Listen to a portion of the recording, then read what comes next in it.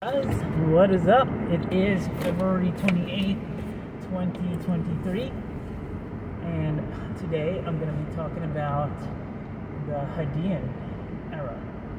So yes, the Hadeon Eon actually, and I'm just going to quickly, I'm not going to go into why exactly in depth I'm going to be talking about seemingly such random subject, but I've decided to, I don't know, I have this urge to really document my understandings of the planet Earth. And there's I don't know, I also have a history itch right now. And who knew that history would lead to prehistory? So I've been thinking about the Napoleonic Wars, I've been thinking about the Battle of Austerlitz, and apparently I've been thinking about prehistory. Okay, so let's get to it. So the Hadeon Eon. So just a little bit of a precursor, the Earth's time period, right?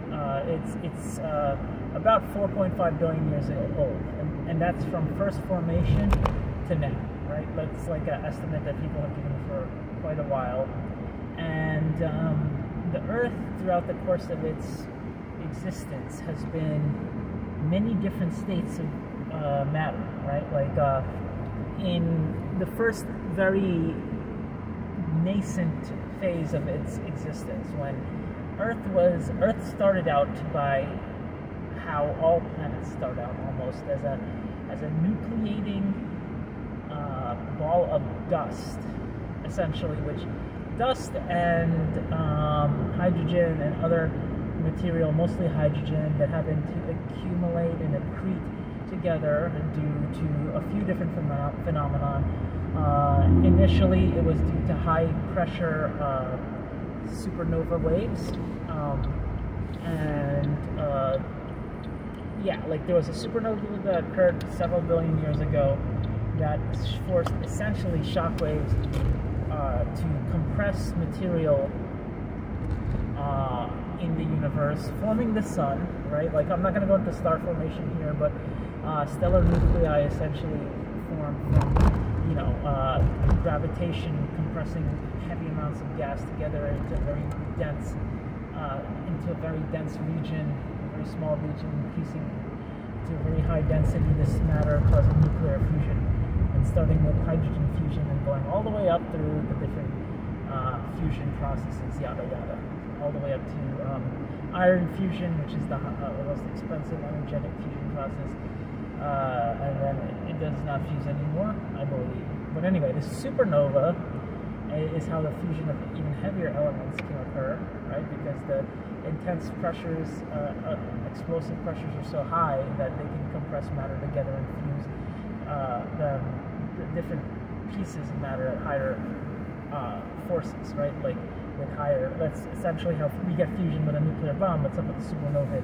It's trillions of times more powerful, quadrillions, even exazillions times more powerful than a nuclear bomb that was man-made. Anyway, so getting back to this crux of it, what are we talking about? The formation of Earth. So essentially, Earth formed as a protoplanet, nucleated dust around it and other material, and formed into a planetesimal. And during its formation period, as it rotated around the sun, as the angular momentum of objects, including the material that just happened to be gravitationally drawn to Earth and also crash into Earth due to the angular momentum of due to its angular momentum of each individual object colliding into Earth and then adding to its mass. Like, you can imagine it be like a massive, very chaotic spinning system, right? The solar system back in the day. So Earth's formed, and Earth was made out of essentially magma at first. Like, it was just naked molten, a naked molten mass because of the high, very extremely high temperatures that essentially all of the material that kind of coalesced together and were spinning at the speed at which it was spinning.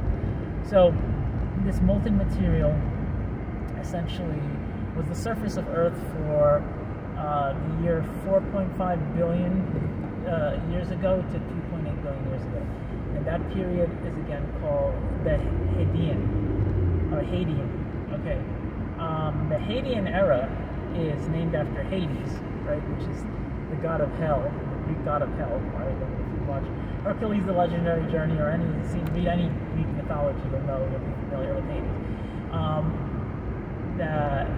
It was extremely hot. I think that surface temperature was between, like, in certain places 400 and 1,000 degrees Fahrenheit. It was even hotter as you got deeper into the earth. There was no crust. The entire earth was just molten magma. And a well-known fact about the Hadean Eon is that for like 800 million years, about 800 million years, the earth was like this. It was just a molten mass, and no rocks from the Hadean Eon are still surviving. We have almost no evidence that the Hadean Eon even existed, right? Like, we use other kinds of evidence besides geological evidence, mostly, but other than that, we don't.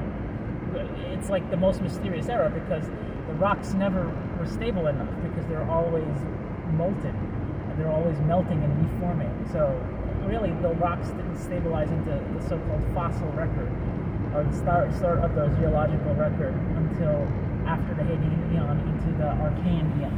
Well, we'll talk about that in a little bit. But yes, so the only thing that did survive geologically, that gives us, or one of the only things that gives us any indication that there was a Hadean Eon to begin with, were ingots of zirconium. So zirconium, like, we can date the zirconium ingots back to like 4.5 billion years ago, because zirconium apparently was one of the only materials that formed elements that could withstand the intense heat, right, and magnification of the Earth at that time, right? Because most of the Earth was essentially silicon and carbon, and all those materials were molten at that point. And just okay. Here's the other thing we need to know: that there was no breathable atmosphere in the Hadean Eon. Okay, the Earth didn't have any oxygen. Okay, oxygen did not come until after the Paleo-Archaic Eon, I believe, or the Paleo-Archaic Eon, and we'll get into how oxygen got to Earth, or how it accumulated on Earth and helped to form an atmosphere. But at this point in time, there was nothing breathable, so life, as we know it, could not have existed. So, when most people are interested in when life started, okay, but the conditions for life, okay, so this is the interesting thing. During the Hadean Eon, at certain points, the Earth did cool. Eventually, a crust did form on the Earth, and the Hadean cooled down to where there was solid material and presumably some water. And at that point, life could have formed on Earth. But the issue was not Earth itself. The issue was the rest of the solar system. So what does that mean specifically? Okay, so remember, Earth, even though Earth started to calm down and form a crustal layer, the rest of the solar system still was early in its inception, and that meant there was lots of flying debris. Okay, so again, into solar system dynamics, essentially solar systems form as like huge compressed clouds of gas that, eventually the gas comes together, the materials, the metal elements, they come together and they start to accrete into flying debris that spins around super fast at hypervelocity. But this spinning is not is an extremely chaotic spinning. Like, it's not very easily definable as a circle or something. It's like stuff that's crashing, zigzagging into each other, and essentially, as crashing of elements occur into other elements, these elements become molten because of the high energy that's involved with the crashing, right? Causes extreme temperatures, high explosions, and so that was the Earth was undergoing this, and so around, I guess, before the Hadean ended, right? There was a period of essentially at this point, meteors, asteroids, comets, things like that were crashing into Earth on a regular basis. It's speculated that the comets actually provided the oceans for Earth because comets are made of ice, right? And so as ice started hitting Earth, that started getting absorbed into Earth and forming the oceans. And so most of the oceanic water is surmised to have come from comets. But what also hit Earth were asteroids, and it was predicted that asteroids way huger than the asteroid that hit the dinosaur, that hit the Earth during the period of the dinosaurs, was hitting Earth on a regular basis. And these asteroids these hits occurred only about, and I say only in like tongue-in-cheek, 15 million to a few thousand years apart, right? So about up to every 15 million years, maybe a massive Earth-shattering asteroid would hit. And why at this point in time, like during the late Hadean eon, did so many asteroids start hitting Earth, and why was the violence of the solar system's motion? Because the solar system's violence was continuing, was occurring during the early to mid Hadean, right? But during the late Hadean, it occurred at an even higher frequency, and that's due to a cosmic phenomenon known as the late heavy bombardment.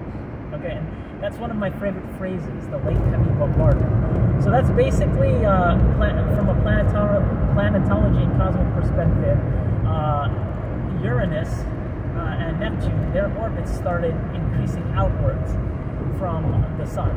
And the sun started bringing more material inwards towards Uranus, towards itself. And so as that material was being brought inwards, a lot of that material was crashing into Earth. Now, that's why it's called the late heavy bombardment, because this occurred in the late Hadean, and it was an extremely heavy bombardment of like multi-exoton asteroids hitting Earth, causing like 100,000 nuclear bombs worth of damage each hit, etc., and evaporating entire oceans, and causing a lot of the water that settled from comet explosions to be evaporated, like almost instantaneously. It would cause the land to be irradiated, to be overheated, and thus it's not predicted that life would have had a very good chance of surviving in the conditions of the late heavy bombardment. Okay? So, here's the other neat thing. The bombardment of Earth was not constrained to just asteroids and meteors, but the most well-known of bombardment events was the incursion of Theia. Now that sounds like an interesting RPG game, but hear me out. So Theia was a planet, planetesimal or probably protoplanet, Mars-sized protoplanet, that crashed into Earth around the beginning or very early in the late heavy bombardment phase. So Theia, again Mars-sized, crashed into Earth and made what's speculated to be a glancing blow on Earth. So it didn't like completely crash in and explode Earth, because you can imagine the momentum of Theia is very huge, but you can also imagine that because Theia is very big, right? You know, the impact, it's humongous and it's traveling extremely fast. The impact would have been of like an unfathomable dimension of energy, right? So this impact occurred. Theia is proposed to have shattered, and Earth is proposed to have shattered, you know, in some cases atomized, right? And the Theia and Earth essentially started becoming molten. Okay, so it's speculated that some of Theia, right, because Earth was once again molten, all the crustal work of hardening, external shell hardening had been undone, which if Earth was alive, it would have probably been extremely angry about, because that took billions of years. It was undone, and then Theia crashed into Earth's molten oceans, and then pieces of Theia was absorbed into the molten oceans. And there's speculation that this is true because today we can find parts of the Earth through seismography that seem to be more consistent with astrological seismography or seismic profiles and composition of material. So that's really interesting and bizarre, right? Because the Earth is Earth. And so besides that, so Theia is suspected to have been parts of it have been absorbed by Earth, but also Theia essentially caused the molten Earth to eject a lot of its material into space in the form of what's called ejecta. This ejecta, normally what would happen, the ejecta would form a massive fireball, massive on like proportions that you would not believe, form this massive fireball. This fireball would hurl into the air and then crash down in catastrophic, cataclysmic meteoric events. So ejecta would frequently happen whenever an asteroid hit and cause fiery death to come from above, if there's any life to begin with. So the ejecta, but in one case, with the incursion of Theia, enough ejecta flew into the air that ejecta actually started agglomerating, and it itself became a heavenly body known today as the moon. So the moon, interestingly enough, is made out of parts of Earth. Okay, because it's made out of the ejecta of Earth, it's also presumably made in part of the ejecta of Theia. Okay, and so the moon eventually was molten. It was a molten sea, and we know this because the dark parts of the moon indicate that the moon was a molten sea. And then the moon over time hardened, and after it hardened, you can notice that the craterous nature of the moon indicates that it too was impacted by the late heavy bombardment. We've talked about a few different things here, and we talked about, like, you know, life. So here's the interesting other thing, right? Like, so this, you know, furious bombarding occurred until eventually it settled about 2.8 billion of years ago, at the end of the Hadean Eon into the Archean Eon. So, you know, we're gonna talk about what the Archean Eon is, but what else should we know about the Hadean Eon? The Hadean Eon is, again, there's 4 eons right now, and then there's a so-called super eon and a remainder eon that we're in currently called Phanerozoic. That's the eon that we're in right now, the Phanerozoic eon, and it's about 554 million years old at this point. By the way, there are no actual boundaries of time, strict boundaries of time indicating what an eon should be. So like a minute and a second and an hour, etc. But it's generally agreed upon that there's these 4 eons, and actually the the first 3 eons are grouped into a super eon called the Precambrian eon. And the Precambrian and then the Phanerozoic eon, which is the last eon, are separated by an event called the Cambrian explosion. The Cambrian explosion brought an unprecedented dimensionality to life, but we're going to go into the Cambrian explosion later because I won't want to get too off topic. But we're going to talk a little bit about the Archean eon right now. So the Archean eon is when the oxygen first started accumulating in significant quantities on Earth due to the first ability of cyanobacteria to live on the planet. So basically, after the Hadean, the crust formed, after the great crashing events, after the formation of the moon, and remember, each of these events took so long, right? Like, many of them took so long. So, you know, it's hard to conceive of them in human terms, but anyway, so we're not going to go into the Precambrian or Cambrian or Phanerozoic yet. Let's stick to the Hadean Eon and the Archean Eon. And the Archean Eon that I'm talking about right now, I'll go more into it later, but the cyanobacteria were the king of the Archean Eon. They were the first living things to, I don't know if they were the first living things ever. I don't remember, but I know that they were probably the first living things to photosynthesize. So they were anaerobes, right? They didn't use air. They used carbon dioxide to form oxygen as a waste product, okay? Kind of like a tree dough. And that oxygen would, over millions of billions of years, get accumulated into the atmosphere because it would float up and form atmospheric layers. And eventually you got the Earth's atmosphere, though even during the Archean time period, the layers at its greatest of atmosphere were only about 100,000 times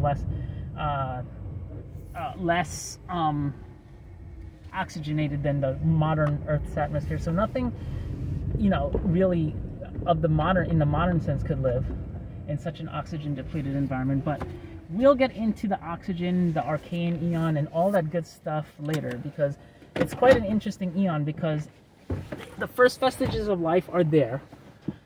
We're pretty sure life started around the Archean eon, right? In photosynthetic form, not as oxygen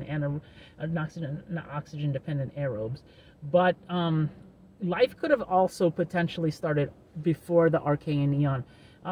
It's just that it's not speculated likely for it to survive because of the harsh conditions of the magma surface and the Hadean eon in general, lightning storms, sulfur clouds, etc.